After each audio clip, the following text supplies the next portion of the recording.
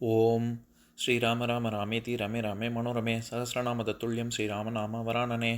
உலகம் யாவையும் தாமுழா வாக்கலும் நிலைபெறுத்தலும் நீக்கலும் நீங்களா அழகிலா விளையாட்டுடையார் அவர் தலைவர் அன்னவர் சரண் நாங்களே. எத்திர எத்திர ரகுநாத கீர்த்தனம் தத்திர தத்திர கிருத்தமாஸ்தகாஞ்சலிம் வாஷ்பவாரி பரிபூர்ணலோச்சனம் மாருதிம் நமது ராட்சசாந்தகம். அஞ்சிலே ஒன்று பெற்றான் அஞ்சிலே ஒன்றை தாவி அஞ்சிலே ஒன்று ஆறாக ஆரியர்க்காக ஏகி அஞ்சிலே ஒன்று பெற்ற அணங்கை கண்டு அயலாரூரில் அஞ்சிலே ஒன்றை வைத்தான் அவன் எம்மை அழித்துக் காப்பான். இன்னைக்கு நம்ம கம்பராமாயணத்துல பாலகாண்டத்துல கார்முக படலத்துல 38வது பாடல் பார்க்க போறோம்.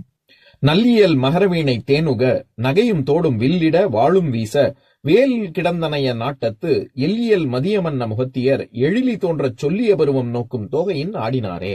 இதுதான் பாட்டு. இப்ப நம்ம பதம் பிரிச்சு பொருள் பார்க்கலாம்.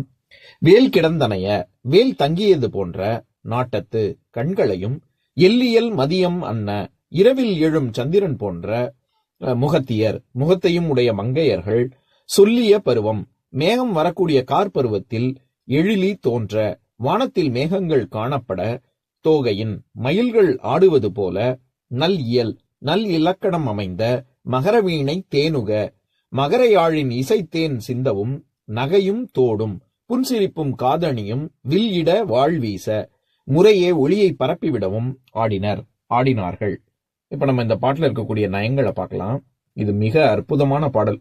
ராமன் வில்லை முறித்தவுடன் அங்க இருக்கக்கூடிய மங்கையர்கள் சந்தோஷத்தில் ஆடினார்கள் அப்படின்னு சொல்ல வர்றாரு. இதுல என்ன சிறப்புன்னா, இந்த பாடல்ல மொத்தம் 8 வரி இருக்கு. 8 வரியில 2 வரி தான் மயில் போல ஆடினார்கள் அப்படின்னு ஊமை சொல்றாரு.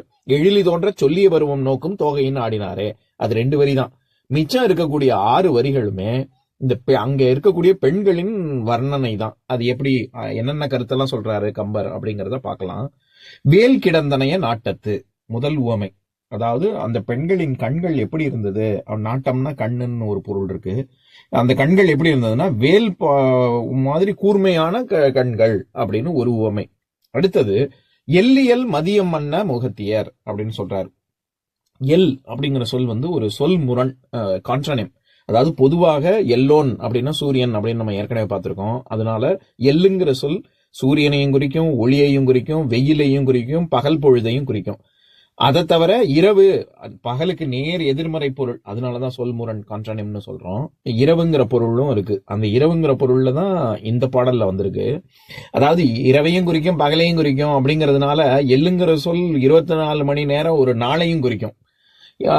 எதுக்கு சொல்ல வரேன், இந்த இடத்துல இயல் மதியம் எப்பேற்பட்ட மதியம். மதியம்ங்கிற சொல்லுக்கும் பல பொருள் இருக்கு. அதாவது மத்தியான வேலை, மதியம் அப்படிங்கிற சமஸ்கிருத சொல்லுக்கு நடுவுல அப்படிங்கிற ஒரு பொருள் வச்சா அதனாலதான் மதியான வேலை. நான் கரெக்டா சரியா ஒரு சொல்லணும்னா ஒரு 12 மணிக்கு வரேன் அப்படின்னா மதியம் வரேன் அப்படின்னு சொல்றோம்ல, அந்த பொருளும் இருக்கு. ஆனா நிலவுங்கிற பொருளும் இருக்கு. அந்த பொருள்ல தான் இங்க வருது. எப்பேற்பட்ட முகம் படைத்தவர்கள் அப்படின்னா எல்லியல் மதியமன்ன முகத்தியர் அப்படின்னு சொல்றாரு. அதாவது நிலாங்கிறது வானத்துல எப்பவுமே தான் இருக்கு. ஆனா பகல் நேரத்துல நமக்கு சூரியனுடைய ஒளினால நமக்கு நிலா தெரியறது இல்ல. இரவுல தான் ரொம்ப பிரகாசிக்குது நில ஒளி. அப்பதானே நல்ல பிரமாதமா இருக்கு. அதனால அவங்களுடைய முகத்தை சொல்லும் பொழுது இரவு நேரத்துல இருக்கக்கூடிய நிலா எப்படி இருக்குமோ அப்படி இருக்கக்கூடிய முழுமதி போன்ற ஒரு முகத்தை படைத்தவர்கள் அப்படின்னு 2வது உவமை. 3வது, அவங்க எப்படி ஆடினாங்க, அவங்க பார்ப்பதற்கு எப்படி இருந்தாங்க அப்படின்னா சொல்லிய பருவம் எழிலி தோன்ற தோகையின் அப்படின்னு சொல்றாரு. அது இந்த இடத்துல தோகையின் அப்படின்னு வர்ற இடத்துல இன் அப்படிங்கிறது அது போல அப்படிங்கிற ஊமை உருபு மாதிரி நம்ம கொள்ளணும். அதாவது இளமம் பஞ்சின் கிட அப்படின்னு ஔவையார் ஆத்திச்சூடியில சொல்லியிருக்காங்கல்ல. அதாவது இளமம் பஞ்சு எப்படி ஒரு சிறு இயக்கத்துல மேலே எழும்புதோ அது மாதிரி அப்படின்னு, அந்த மாதிரி இங்க தோகையின் அப்படின்னா தோகைங்கிறதே ஆகு பெயர்.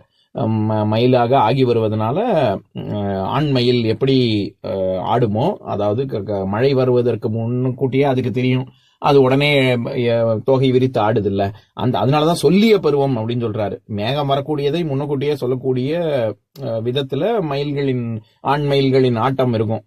அந்த மாதிரி எப்படி பார்ப்பதற்கு, அந்த மயில்கள் ஆடுவது பார்ப்பதற்கு எப்படி ரசிக்கும்படியா இருக்குமோ அந்த மாதிரி இந்த பெண்கள் ஆடினார்கள் அப்படிங்கிறது 3வது உவமை.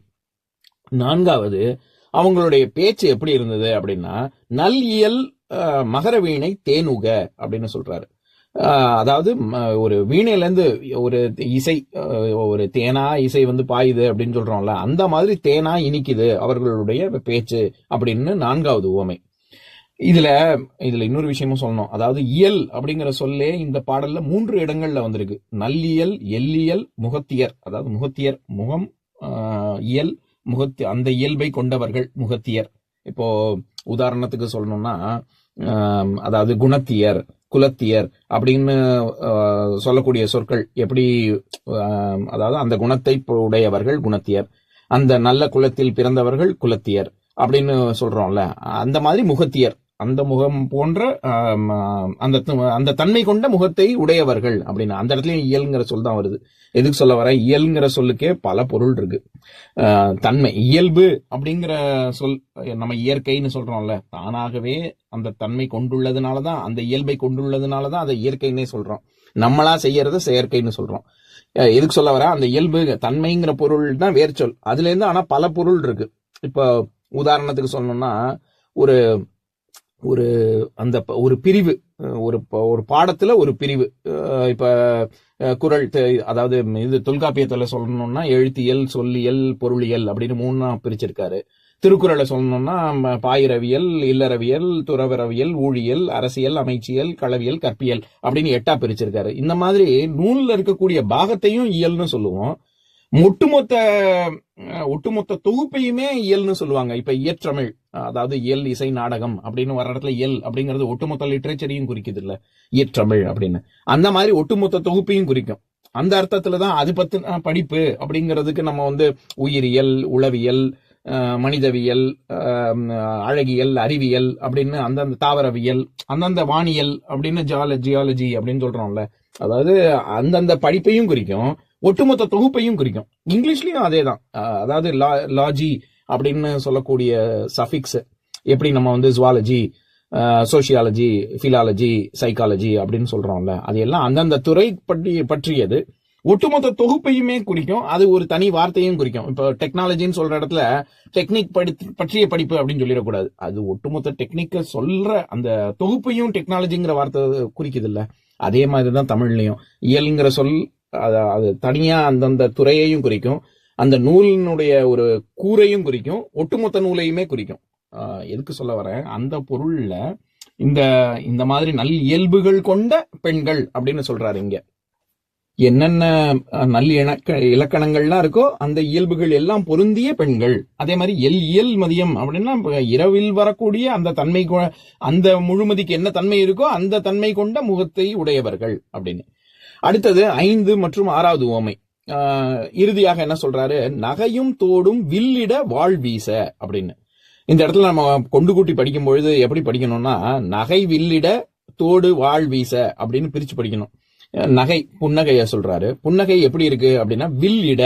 இந்த இடத்துல வில் அப்படிங்கிற சொல்லுக்கு நம்ம எல்லாருக்கும் தெரிஞ்ச பொருள் வந்து ஒரு ஆயுதம், தனுசு அப்படிங்கிற ஒரு பொருள் தானே இருக்கு.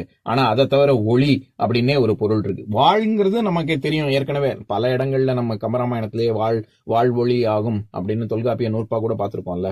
வாழ்ங்கிறது வாழ்நுதல் அப்படின்னா ஒளி பொருந்திய நெற்றியை உடைய பெண்கள் அப்படின்னு பார்த்திருக்கோம்ல. அதனால வாழ்ங்கிறது ஒளி தெரியும். வில்லுங்கிறதுக்கும் ஒளின்னு ஒரு பொருள் இருக்கு. அந்த பொருள்ல தான் இங்க கம்பர் கையாண்டிருக்காரு. இதுல ஒரு அதாவது வார்த்தையை விளையாட்டவும் பண்ணிருக்காரு கம்பர். என்னன்னா, வில்ல இடுவது, வாழ் வீசுவது யார் பண்ணுவா? பொதுவாக ஆண்கள் தானே பண்ணுவாங்க. ஆனா இங்க பெண்கள் பண்றாங்களே அப்படின்னு அதுவும் ஒரு நயம் சொல்றாரு. என்னன்னா, வில்லும் வாளும் ஆண்கள் வீசுவாங்க, ஆனா பார்த்தா இங்க ஆடிக்கொண்டிருக்கிற பெண்களும் வீசுகிறார்களே அப்படிங்கிற மாதிரி சொல்றாரு. அதாவது எப்ப வந்து அதாவது ஒளி ரொம்ப வீசக்கூடியதாக இருக்கும் அப்படின்னா, சிரிச்சுக்கிட்டே இருந்தா தானே ஒளி, அவங்களுடைய பற்கள் தெரியும் பொழுது தானே ஒளி வீசிக்கொண்டே இருக்கும். நிறுத்தாம சிரிச்சுக்கிட்டே இருக்காங்க, புன்சிரிப்போட இருந்துகிட்டே இருக்கு அப்படிங்கறதுனாலதான் வில் இட அப்படிங்கிற வார்த்தையை சொல்றாரு. அப்படின்னா ஒளி வீசிக்கொண்டே இருக்கிறது அப்படின்னு அர்த்தம். அதேதான் தோடும் வாழ் வீச. தோடு எப்ப ஒளி வீசும் அப்படின்னா, ஆடும் பொழுது எப்படி வீசும் அப்படின்னா, இப்ப அவங்க தோட்டுல வந்து மணிகள் இருக்கு அப்படின்னா தலையை அப்படி அசைச்சு ஆடும் பொழுது தானே அது மின்னக்கூடிய ஒரு தன்மை பெறும். அது நம்ம பாக்குறதுக்கு அப்படியே ஒளி வீசக்கூடியதாக இருக்கும்ல. அந்த மாதிரி இவங்க ஒரு களிப்புல ஆடினாங்க அப்படின்னு சொல்ல வர்றாரு. இதுல இன்னொரு விஷயம், வீசுதல் அப்படிங்கிற பொருள் அப்படிங்கிற வார்த்தை சொல்றாருல, அதாவது வில்லிட வாழ் வீச அப்படின்னு. நமக்கு எல்லாருக்கும் தெரிஞ்சது வீசுதல். வீசுதல்ங்கிற சொல்லுக்கே பல பொருள் இருக்கு. அதாவது இப்ப கல் எடுத்து வீசினா அப்படின்னா எரிஞ்சான் அப்படிங்கிற பொருள் தானே வருது. ஆனா அதே சொல்லு காற்று வீசியது, தென்றல் வீசியதுன்னு சொன்னா அந்த இடத்துல வீசியதுன்னா எரிஞ்சதுன்னு பொருள் எடுக்கக்கூடாது. அடித்தல் அப்படிங்கிற பொருள்ல வருது. அதே மாதிரி மனம் வீசுது அப்படி அல்லது ஒளி வீசுது அப்படின்னா அந்த இடத்துல ஒரு எல்லா இடத்துலயும் பரவியது, மனம் பரவியது அல்லது ஒளி பரவியது அப்படிங்கிற ஒரு பொருள் தான் எடுக்கணும்.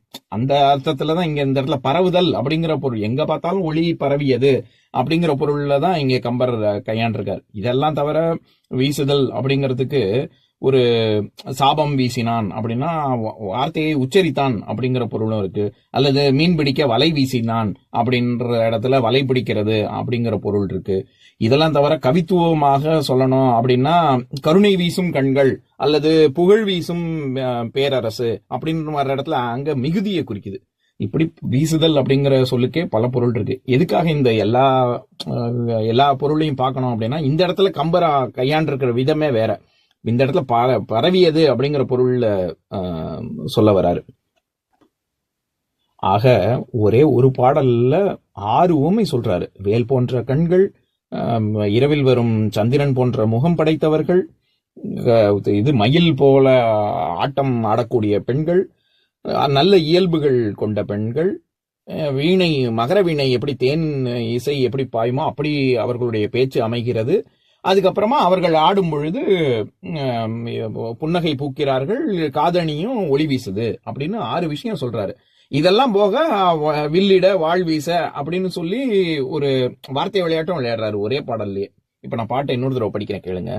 நல்லியல் மகர வீணை தேனுக நகையும் தோடும் வில்லிட வாழும் வீச வேல் கிடந்தனைய நாட்டத்து எல்லியல் மதியமன்ன முகத்தியர் எழிலி தோன்ற சொல்லிய பருவம் நோக்கும் தோகையின் ஆடினாரே. இன்னொரு நாள் இன்னொரு பாட்டு பார்க்கலாம்.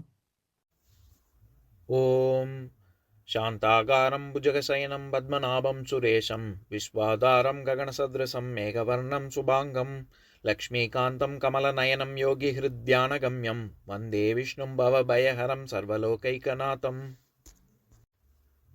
உம்பரோடு இம்பர்காரும் உலகம் ஓர் ஏழும் ஏழும் எம்பெருமான் என்று ஏத்தி இறைஞ்சி நின்று ஏவல் செய்ய தம்பியரோனும் தானும் தருமமும் தரணி காத்தான் அம்பரத்து அனந்தர் நீங்கி அயோத்தியில் வந்த வள்ளல். ஓம் பூர்ணமத பூர்ணமிதம் பூர்ணாத் பூர்ணமுதஸ்யதே பூர்ணஸ்ய பூர்ணமாதாய பூர்ணமேவாவசிஷ்யதே. ஓம் சாந்தி சாந்தி சாந்திஹி. ஓம் சர்வேஷாம் ஸ்வஸ்திர்பவது சர்வேஷாம் சாந்திர்பவது சர்வேஷாம் பூர்ணம் பவது சர்வேஷாம் மங்களம் பவது. ஓம் சாந்தி சாந்தி சாந்திஹி.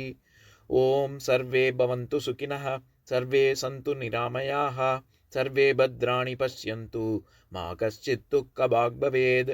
ஓம் சாந்தி சாந்தி சாந்திஹி.